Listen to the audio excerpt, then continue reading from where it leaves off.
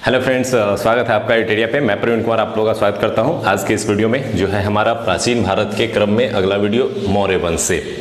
पिछले वीडियो में हम लोगों ने पढ़ा था कि किस प्रकार से मगध का उत्कर्ष हुआ था और मगध में विभिन्न प्रकार के जो है राजनीतिक परिवर्तन हुए, जिसके परिणाम स्वरूप कई नए राजवंशों का उदय हुआ।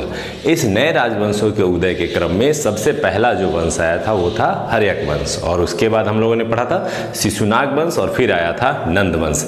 लेकिन इन तीनों वंशों के पतन के पश्चात एक जो सबसे महत्वपूर्ण वंश आया उसका नाम था मौर्य वंश। तो आज हम लोग विशेष रूप से इसी संबंध में पढ़ेंगे, और चूंकि ये मौर्य वंश काफी लंबा चैप्टर है तो इसके दो वीडियो आएंगे और दोनों वीडियो में हम लोग कोशिश करेंगे कि मौर्य वंश को थोड़ा अच्छे से समझ सकें।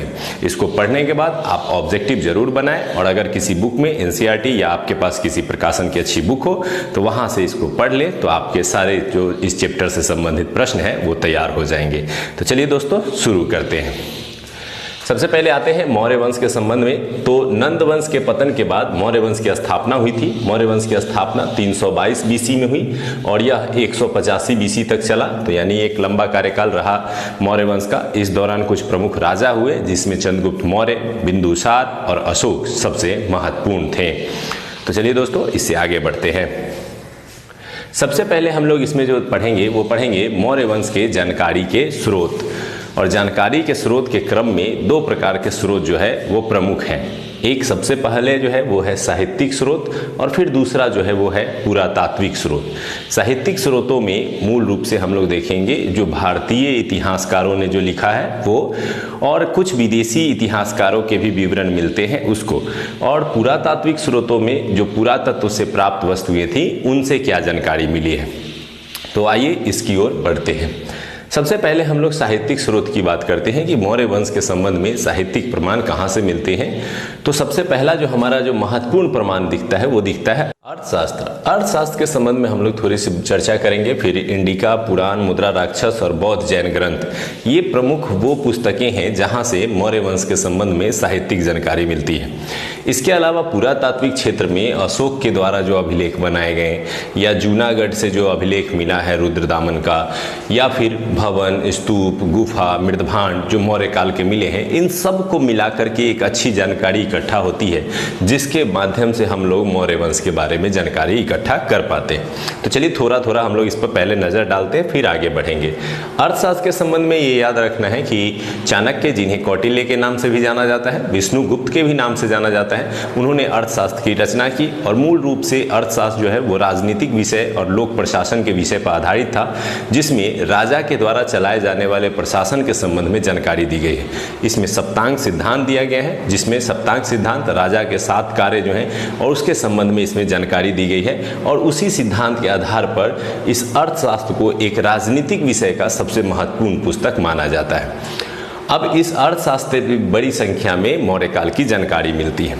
इंडिका के संबंध में आप जानते होंगे कि मेगास्थनीज यूनानी जो एक यात्री था जो चंद्रगुप्त मौर्य के दरबार में रहता था, उसने इंडिका की रचना की। हालांकि इंडिका अपने मूल रूप में नहीं पाई गई है, लेकिन इससे प्राप्त जानकारी से भी मौर्य काल के सामाजिक, उसके प्रशासन संबंधी जानकारी मिलती है।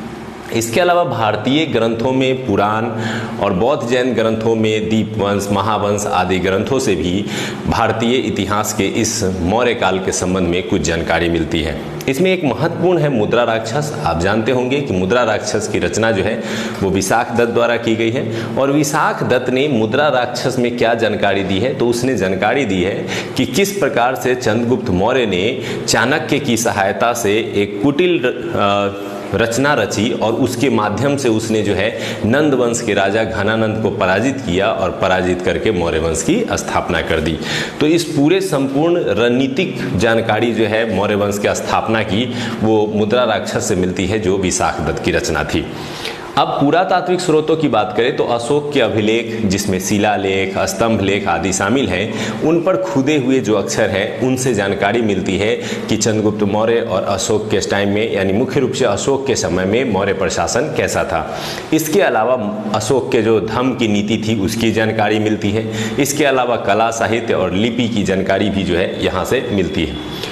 अब भवन की बात करें तो चंद्रगुप्त मौर्य का एक विशाल राजप्रसाद था जिसके अवशेष जो है पटना पाटलिपुत्र से मिले हैं, तो उससे भी उसकी जानकारी मिलती है। इसके अलावा स्तूप, गुफा, मृदभांड ये सब मिले हैं मौर्य काल से, और इनसे भी बड़ी संख्या में मौर्य काल से संबंधित अलग अलग जानकारियाँ प्राप्त होती हैं।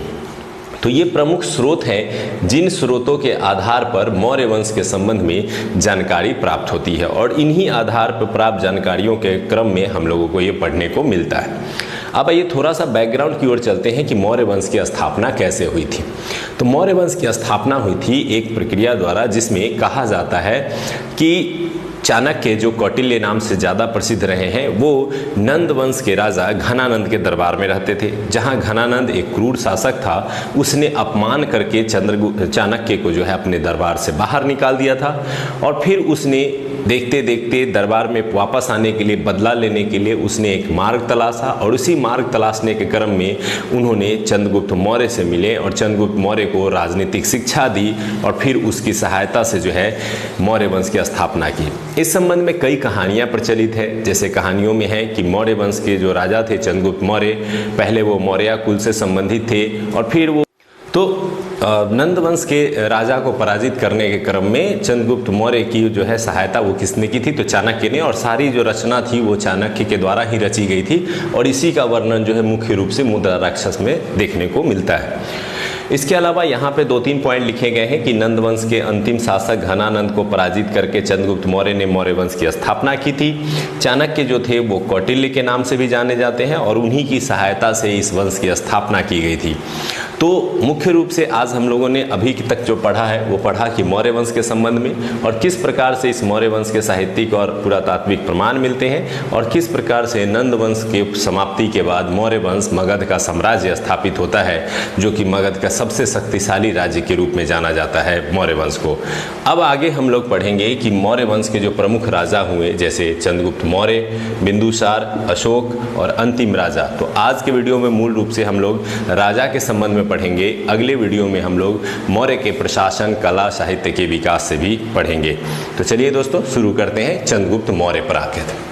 चंद्रगुप्त मौर्य मौर्य वंश के संस्थापक थे। उन्होंने 322 बीसी में मौर्य वंश की स्थापना की, और 298 बीसी तक वो मौर्य वंश के शासक बने रहे। तो यहाँ से कुछ डेट से प्रश्न आ सकते हैं, तो इसे ध्यान रखेंगे।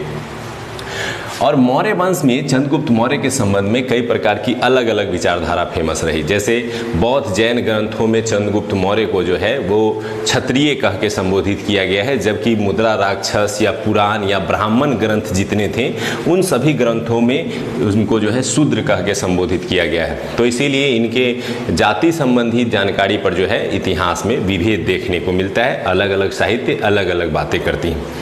अब अगर कुछ और बातें ध्यान से देखें तो चूंकि यूनानियों का संबंध जो है उस समय भारत से था, तो यूनानियों के द्वारा जो लिखी गई रचनाएं हैं उनमें एक शब्द मिलता है सेंड्रोकोटस और एंड्रोकोटस। तो सेंड्रोकोटस और एंड्रोकोटस के संबंध में कुछ बातें हैं कि जस्टिस और एस्ट्रेबो नामक जो इतिहासकार थे उन्होंने सेंड्रोकोटस कह के संबोधित किया था चंद्रगुप्त मौर्य को, और एपियन और प्लूटार्क जैसे इतिहासकारों ने उन्हें एंड्रोकोटस कहा। तो ये यूनान के जो इतिहास की बुक है उसमें इस तरह के नाम लिखे थे। तो ये पता नहीं था कि ये किस राजा के विषय में लिखा गया है। भारत में 1784 में एक एशियाटिक सोसाइटी की स्थापना की गई थी सर विलियम जोन्स द्वारा। तो इस विलियम जोन्स ने ही सबसे पहले ये पहचाना कि ये सेंड्रोकोटस और एंड्रोकोटस जो वर्ड यूज किया गया है यूनानी साहित्य में, आखिर ये कोई और नहीं है बल्कि कौन है, चंद्रगुप्त मौर्य हैं। तो चंद्रगुप्त मौर्य के संबंध में इस शब्द की खोज जो है वो किसने की थी, तो सर विलियम जोन्स ने की थी। तो यहाँ से 2-3 पॉइंट बनेंगे कि यूनानी साहित्य में चंद्रगुप्त मौर्य को किस नाम से जाना गया है, तो सेंड्रोकोटस के नाम से और एंड्रोकोटस के नाम से। और ये एंड्रोकोटस या सेंड्रोकोटस चंद्रगुप्त मौर्य ही थे, इसकी खोज किसने की है, तो विलियम जोन्स ने की है। अब मूल रूप से अगर चंद्रगुप्त मौर्य से आए प्रश्नों को देखें तो चंद्रगुप्त मौर्य ने घनानंद को हरा करके मौर्य वंश की स्थापना की, साम्राज्य विस्तार शुरू किया और इतना विशाल साम्राज्य स्थापित किया कि पश्चिम में ईरान के बाद अफगानिस्तान सीमा से लेकर के बंगाल सीमा तक और उत्तर में कश्मीर से लेकर के दक्षिण में कर्नाटक तक मौर्य वंश स्थापित हुआ। और यह पहला अवसर था जब इतने बड़े विशाल भूभाग पर किसी एक राजवंश का शासन हुआ था। तो चंद्रगुप्त मौर्य को भारत का एकीकरण का पहला व्यक्ति के रूप में देखा जा सकता है, जिसने संपूर्ण भारत को एकत्र करने का प्रयास किया था। और सबसे बड़ी विशेषता मौर्य काल की यही मानी जाती है क्योंकि यहाँ से व्यवस्थित एकीकरण और प्रशासनिक व्यवस्था की शुरुआत हुई थी। और यहाँ की प्रशासनिक व्यवस्था की सबसे बड़ी विशेषता थी कि केंद्रीकृत प्रशासन था, जहाँ राजा केंद्र में होता था। तो चंद्रगुप्त मौर्य काफ़ी केंद्रीकृत प्रशासन के लिए जाने जाते हैं। उन्होंने साम्राज्य विस्तार के क्रम में स्थानीय क्षेत्रों को तो जीता ही, उनकी सबसे महत्वपूर्ण लड़ाई हुई थी सेल्यूकस निकेटर से, जिससे प्रश्न बन जाता है। तो सेल्यूकस निकेटर से उनका युद्ध जो है वो 305 बीसी में माना जाता है।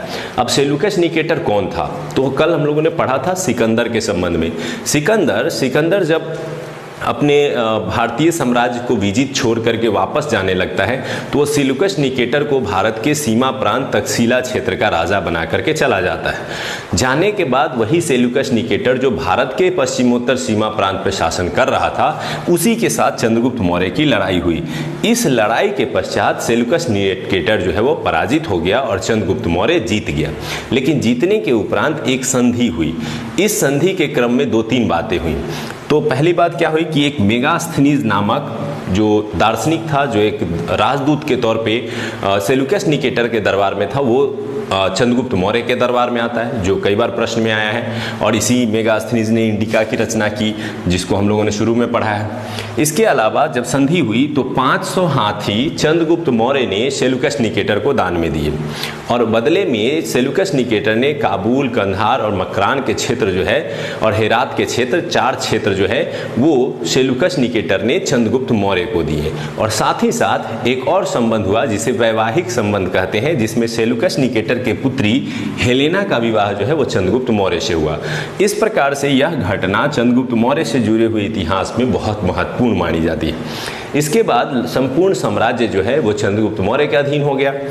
अब आगे आते हैं तो जस्टिन प्लूटार्क के अनुसार 6 लाख सेना थी चंद्रगुप्त मौर्य के पास और उस 6 लाख सेना की मदद से जो है चंद्रगुप्त मौर्य ने पूरे भारत को रौंद डाला था और पूरे भारत को अपने साम्राज्य में शामिल कर लिया था, जैसा कि जस्टिन और प्लूटार्क का मानना है।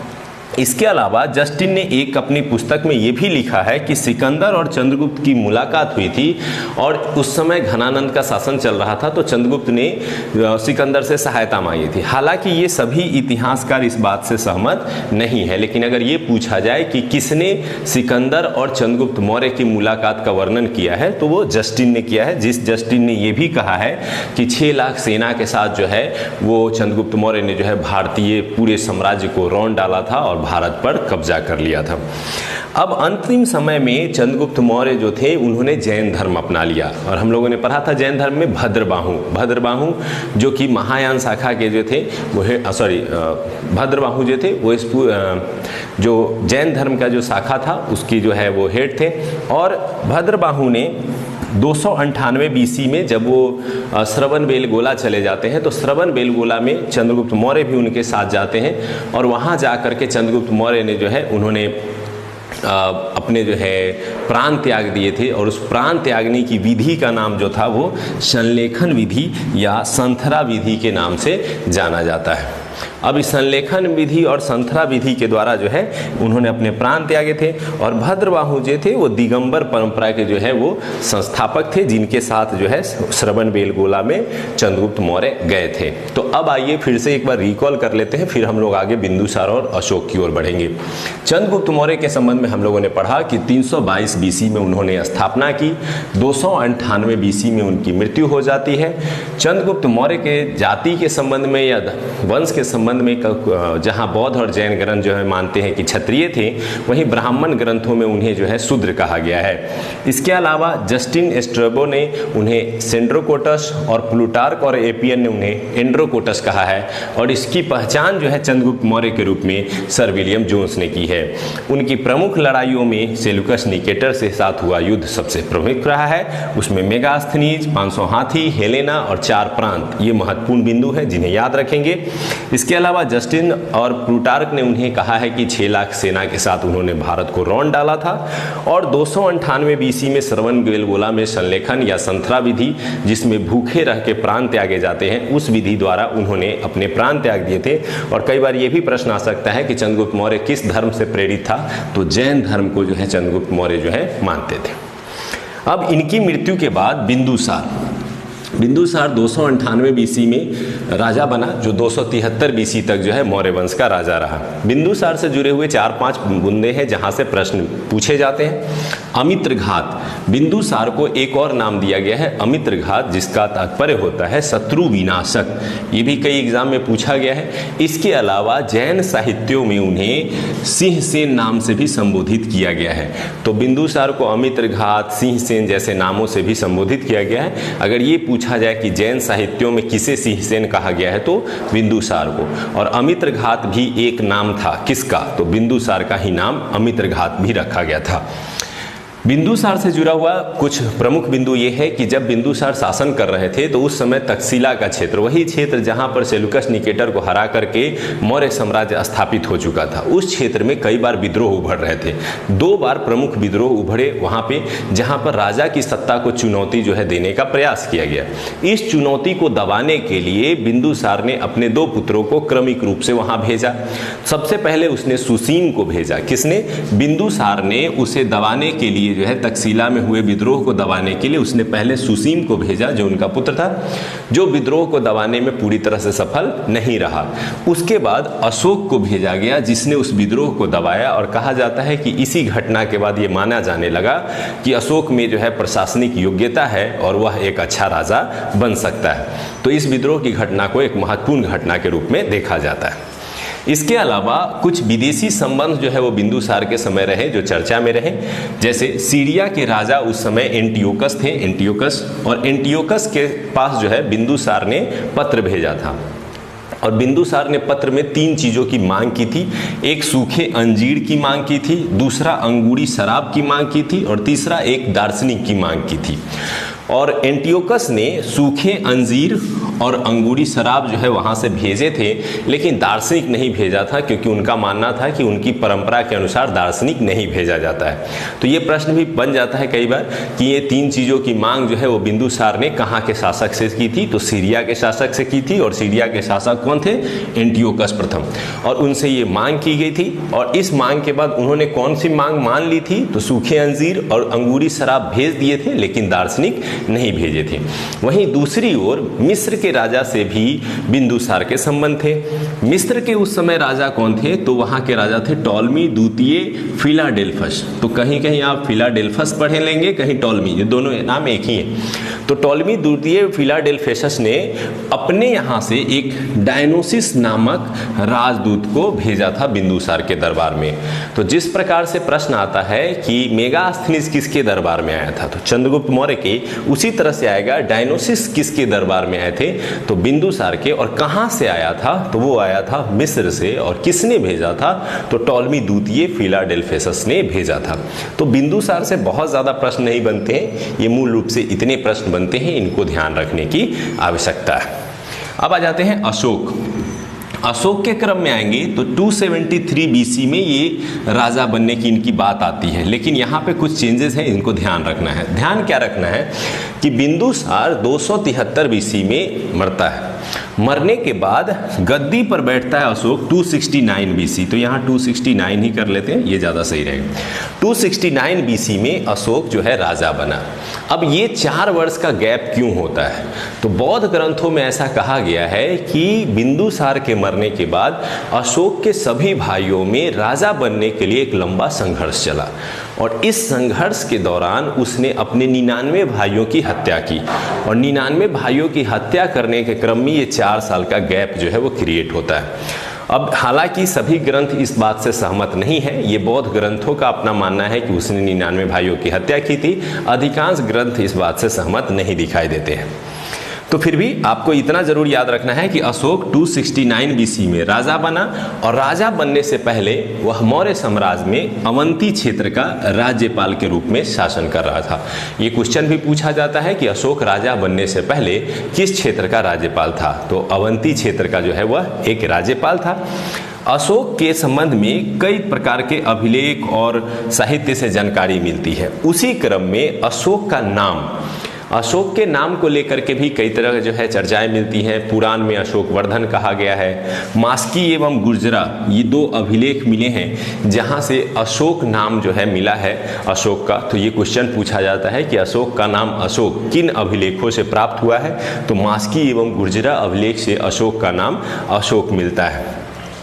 इसके अलावा अशोक ने अपना नाम रखा था देवनाम प्रिय, तो देवनाम प्रिय अशोक के नाम से भी उन्हें जाना जाता है। अशोक से जुड़े हुए सबसे महत्वपूर्ण घटना है 261 बीसी की घटना। जब वह अपने शासन के 8 वर्ष पूरे करके 9वें वर्ष में प्रवेश करता है, तो उस समय अपने सुरक्षा और व्यापार को बढ़ावा देने के उद्देश्य से वह कलिंग पर आक्रमण करता है। और कलिंग किसे कहते हैं? उड़ीसा को, जो कि हम लोगों ने पिछले वीडियोज में ही पढ़ा है। तो कलिंग उड़ीसा पर जो है उसने आक्रमण किया और इस आक्रमण के बाद लाखों की संख्या में लोग मारे गए और लाखों की संख्या में लोगों को बंदी बनाया गया।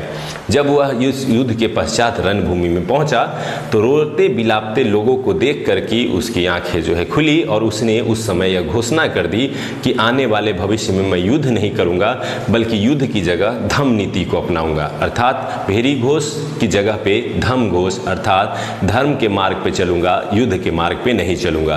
तो कई बार ये प्रश्न पूछे जाते हैं कि अशोक ने किस युद्ध के पश्चात जो है अपने धार्मिक नीति में बदलाव लाया था, तो कलिंग युद्ध के पश्चात। और इसके बारे में उसने कहाँ बताया है, तो उसने अपने 13वें शिलालेख में ये बताया है कि वह कलिंग युद्ध के बाद जो है धम्म घोष की ओर प्रेरित हो जाता है।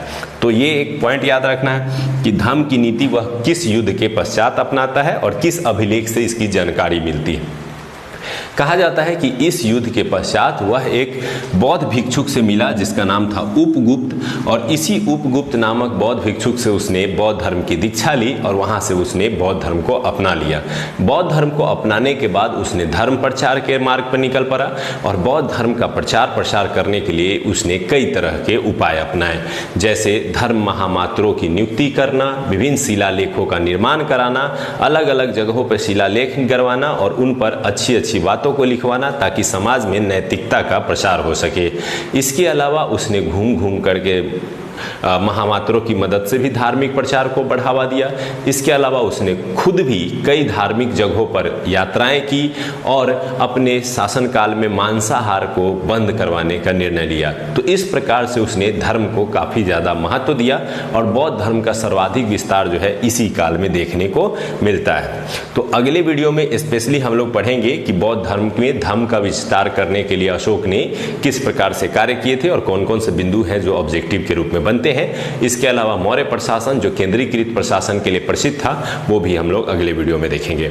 अब आते हैं अशोक के वंशज की ओर। तो अशोक के वंशज हुए थे और कई वंशज हुए, लेकिन उनसे प्रश्न बहुत कम ही आते हैं। सबसे ज्यादा प्रश्न पूछता है अंतिम शासक से जिसका नाम था बृहद्रथ। और ये याद रखना है आपका कि मौर्य वंश का अंतिम शासक कौन था? बृहद्रथ था, जो 185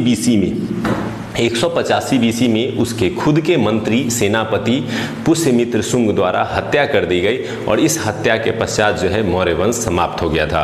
तो इस तरह से 322 बीसी में स्थापित मौर्य वंश 185 बीसी में जाके समाप्त हो जाता है। तो अंतिम शासक कौन था? बृहद्रथ। अंतिम शासक मौर्य शासक जिसकी हत्या किसने की थी? पुष्यमित्र शुंग ने की थी। जो पुष्यमित्र शुंग कौन था? तो वह मौर्य वंश का सेनापति था जिसने हत्या कर दी और यहाँ से मौर्य वंश समाप्त हो जाता है और शुंग वंश की शुरुआत हो जाती है। तो शुंग वंश तो हम लोग बाद में पढ़ेंगे, उससे पहले हम लोग अगले वीडियो में पढ़ेंगे कि मौर्य वंश में धर्म के प्रचार के लिए क्या किया गया और मौर्य प्रशासन जहां से आते हैं प्रश्न। तो उम्मीद करते हैं आज के वीडियो में जिस प्रकार से हम लोगों ने मौर्य वंश के प्रारंभिक स्रोत, मौर्य वंश की स्थापना का क्रम और इसके प्रमुख शासक के बारे में पढ़ा, आप लोगों को अच्छा लगा होगा। अच्छा लगा है तो कॉमेंट जरूर करें ताकि आगे के वीडियोज भी हम जल्द से जल्द बना सके। धन्यवाद। एडुटेरिया से जुड़े रहने के लिए और इतना सारा सपोर्ट करने के लिए। धन्यवाद।